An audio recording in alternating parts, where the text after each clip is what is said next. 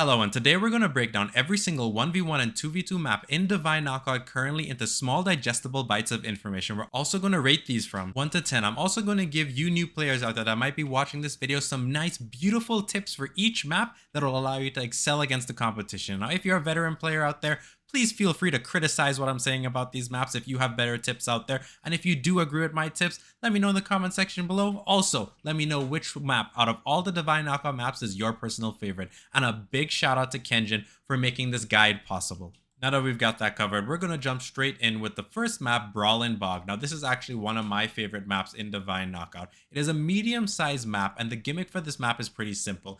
The floor will separate itself into little segments, and each segment has the ability now to go down in the water or rise back up. So this allows the whole environment to change consistently. Now, another thing to note about this map, the longer the match is, the more the land masses start to fluctuate. So there may be certain parts of times where only a little segment is up and all the rest is sunk down. It can vary drastically. Another thing to note on this map, due to this variation of land masses, it is very easy to spike people down. Now, if you're playing a character like King Arthur, Athena, or Amaterasu, especially Queen Spike herself, Amaterasu, you can master the skill to kiting around and spike people into those land masses. So instead of having to spike them at the edge of the map, you can wait for the landmass in the center or any part of the arena to go down and simply go and spike your enemy down, giving you that easy point victory. Another thing to note with this map, it is the perfect map to kite around with, because if you're able to use the elevations to your advantage, if people are coming at you, you can use that small elevation to evade attack or come back and hit them away. It's actually something really nice about Divine Knockout, the variety the maps have. Another thing to note, that this map also has destructibles on it.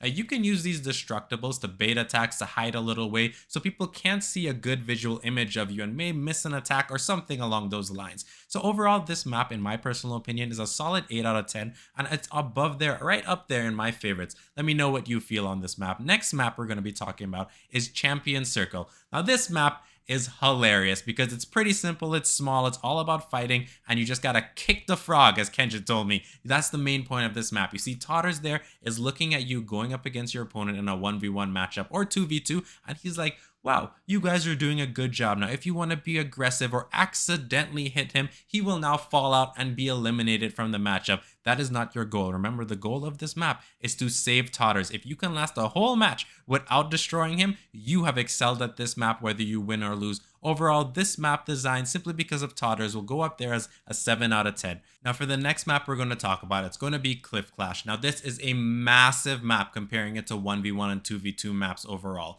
Now, with this, the whole gimmick is pretty simple. There's going to be a boulder that's going to come down the center lane, and this boulder can either have one boulder coming down, it can go either left or right. Now, if you're hit by this boulder, obviously it's going to eject you out and do some massive damage to you. There are some points where two boulders are going to come and you're going to get one in the left dimension or the right dimension, as well as knowing that the center path where the boulder comes down is the easiest place to knock somebody out. So if by chance your control with your character against your enemies is so good, you're able to bring them to that small platform, you can knock them out at any vulnerability easy once you hit them into that small back portrait of that little ledge. Now, another thing to note about this map is you can use the boulders to your advantage, but 9 out of 10 times, the boulders come if you're not panning your camera around and hit you and may eliminate you. That's how most of these environmental hazards work. However, if you do excel and are those 10,000 IQ players, you can use the boulder to your full advantage and give yourself the simple victory that everybody personally deserves.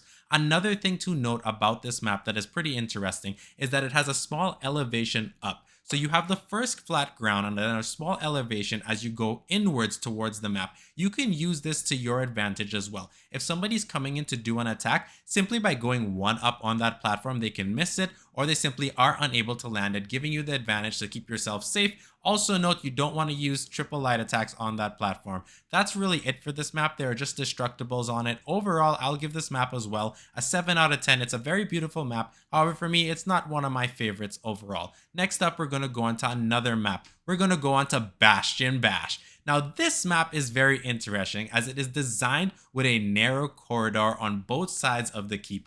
I actually love it. Now, what makes this incredible is that if you watch at the pillars on this map, you can use it as a hide and seek tactic. For example, let's say you see somebody coming out to you on your side of the map and you hide right in that corner, they're not going to be able to see you. They're going to have to look around. Do you know how many times new players get caught out with this? It can be super hilarious, especially when that enemy hiding has high vulnerability and he is just trying to buy time. Another thing about this map, you can literally go to the edge of one of the corridors, use your mobility and your air lights and heavies, and you will simply be able to go to the other side of the keep without any issue. Another thing to note of this map, because the corridors are so small, you can be easily hit with attacks if you're not able to avoid. But again, that's where those little pillars come in handy. Just going behind one of those pillars at the right timing can actually help you not get hit by an enemy ability while saving your dodge for something drastic that may come along the lines. One more thing to note about Bastion Bash is that if you knock your opponent into the castle wall, they have a very high trajectory of staying up in the air, which can allow you to prolong your air attack combos and give you an easier chance to raise their vulnerability up and knock them out. Overall, this map, I think it's a 9 out of 10. It's a beautiful map to engage on and do combat. It's one of my favorites out there, and it allows for a lot of different diversity on this map. There aren't a lot of perishables, which is fine. We don't really need it for this map as the corridor is enough and the way the keep is structured. Now we're going on to my favorite 1v1 and 2v2 map, Mystic Mayhem. I love this map and I was super happy when they added it into the game. Now what makes this map extremely perfect for me in particular is the bookshelves. I love the fact that when the bookshelves come out, they just shoot books out, allowing you to take damage. Now if you use this correctly, you can trap people in here. Well, not trap. I should say you can hit people out and force them to stay in that region, which will massively increase their vulnerability, allowing you to either come back from a lost game or allow you to knock them out a lot easier. Now on this map, also note there are a couple items here you can destroy, like some bookshelves or posts or little orbs of light, but they don't really add any flavor other than just destroying things. But the main part of this map, besides the bookshelves, is you will see a massive building in the backside of the platform. Now there is a little space gap there which you can be spiked down or fall down and be eliminated. However, due to the positioning and how this map is made, if you face back there, let's say you have 100% vulnerability and your enemy knocks you or tries to come at you, you want to face your back towards that building. So when you get hit, you will be thrown to that building and be ejected off. Now, due to the distance, you're most likely 9 out of 10 times going to still be in the game and not be eliminated due to how the distance of the projectile works. Now, understand this can be messed up very easily. So try your best to face that wall if you know you want to come back, or you know you're just going to get double teamed by our opponent and you want to survive as long as possible. Now overall, because I'm a little biased, I'm not going to lie to you, I would say this map is a 9 out of 10, but I will be very honest with you, it's a 9.5 out of 10. I'm just kidding. Yeah, I really just love this map. I can't really say anything bad about it. I'm going to go 9.5 out of 10. Let me know what you think in the comment section below. Now we're going to go on to the other map right now, and this is going to be Pinnacle Punch Out. Now, just like Champion Circle, where you have totters on the map right there to kick you off, but the main point I'm trying to make here is that it's a tiny map. This is also a very tiny map, but instead of being a circle, it's a square. You're forced to fight. Yes, you have perishables on the map in terms of furniture and architectural stuff that you can destroy, but it serves no purpose other than being destroyed. It's just a small map where you guys duke it out and see who comes out on top. Now, everything can go on this map due to the small space, so you need to be very careful when you're fighting enemies. Now, another thing that I will say that's interesting to note is the fact that the health orb is on one side of the map, not in the center. Now, in Circles of Champion, you will see the health orb in the middle, so you fight there. On this, however, it's on one side. So you're forced to go to one point over there, but if you don't want to, you still have space to counter on your opponent. It's just a little bigger, but it's still very small. Overall, this map right here is a 7 out of 10. Actually, you know what? No, I'm gonna go to 7 out of 10. It sounds about right to me. Now, this next map is actually my second favorite map, and it's called Ring Ruckus. I just love this map. I can't tell you the amount of times I've eliminated myself by accident or watch opponents do it as well. Now, the gimmick about this map is pretty simple. It's a big ring and the arena looks awesome, and in the center of this ring where the health orb is, it spins in a full 360 motion every couple seconds. So you need to be very careful and aware of this. Now, if you do this right, you can literally use this to your advantage, or you can fall prey to this spinning circle. Let me give you some easy examples. So for example, let's say you're controlling the fight with King Arthur and you have fighting against an Athena. As you can see here on screen, you can literally control it and wait for the ring to spin, hit them perfectly and spike them into oblivion, or you can knock them in there at the right timing when the circle is about to come down and they can't do anything about it, because once it closes down and you're under there, there's no ability you have available to you to get back on the platform, and that will be straight up elimination for the enemy. You can also use it to your advantage to go right on the ring's edge, which will allow you to get a bigger vantage point as the ring is turning around to see where your enemy is. Now, most of the time, I would say probably 9 out of 10 times, When this ring is spinning, people use this as a moment to hide behind it to get their cooldowns back up or just survive and plan something out. That's what happens in my personal opinion on this map.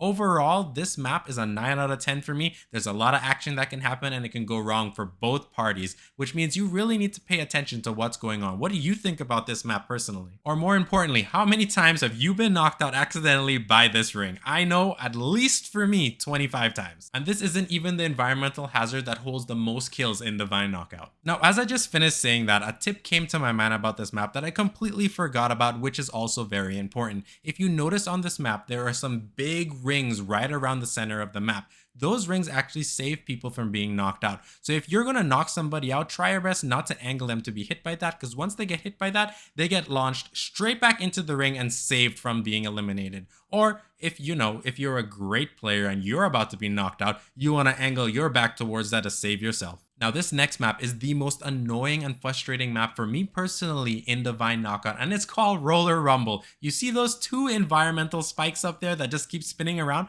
I can't tell you how many times I've made the mistake and ran into them and they send my ability on 50% cooldown, give me damage or block my attack, or simply just cause me to lose the match. I don't know what to say. This map just frustrates me so much, but it is a beautiful addition to Divine Knockout. Now, the gimmick for this map is very simple. In the center of the map, there's a health orb. Now, around that, however, at the edges, I wouldn't say totally at the edge, but a little away from the edge, it's guarded by these spinning spikes that totally go around in a 360 motion, spinning at all the time. You could run into it, you could hide behind it to use it to your advantage, to not give your enemy the vantage point of seeing you, so they have to come to you, which will allow you to land your abilities if you're a very good patient player or not. I mean, I think it's very frustrating when people do that. They like to hide as the thing is rotating and they just keep going on in a circle, and as soon as you make a mistake, they capitalize on it. It is super annoying to fight people like that. Now, also note that this is a very large map, so you have a lot of space to really maneuver around, kite around if necessary. And also, when the health orb comes up, everybody seems to go to the center and do something. Now, you heard me complain a little bit while I was giving the tips, but in reality, if you do see your opponent get interrupted by the swirling spikes right there, you can capitalize on it and do a lot of damage on them or knock them out of the map depending on their vulnerability.